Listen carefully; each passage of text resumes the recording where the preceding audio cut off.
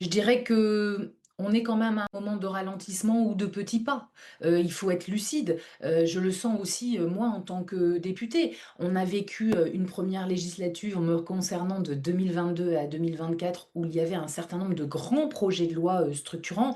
Vous avez parlé de l'environnement, il y a eu la loi sur l'énergie qui a permis, de faire un plan, à la fois sur, l'énergie renouvelable, les éoliennes et aussi sur le nucléaire. Il y a eu la loi de programmation militaire. Il y a eu la loi de programmation sur la justice, donc on était sur des grandes lois pluriannuelles qui permettaient de voter des moyens.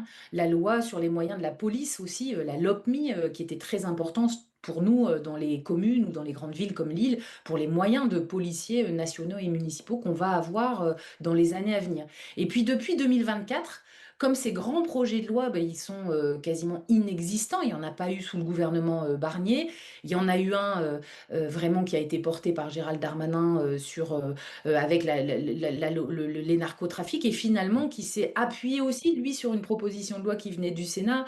Donc on voit bien que les grands projets structurants, on n'arrive plus à les faire parce qu'on a aussi une assemblée très divisée qui remet en cause beaucoup de textes, y compris par de l'obstruction, des multiples amendements ou des process pour arrêter le débat. Et donc on compte sur quoi? Sur des propositions de loi qui sont plus petites mais qui font quand même de petits pas.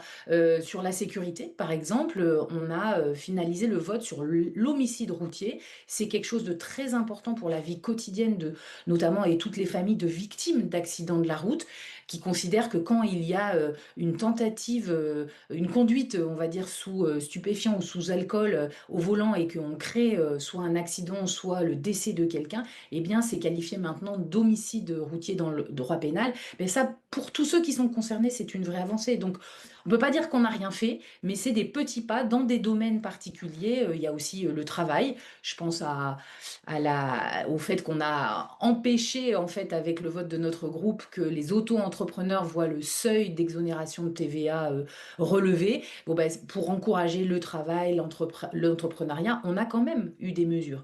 Mais il faut être très vigilant sur ce ralentissement qu'on sent finalement et qui affaiblit la France au niveau international.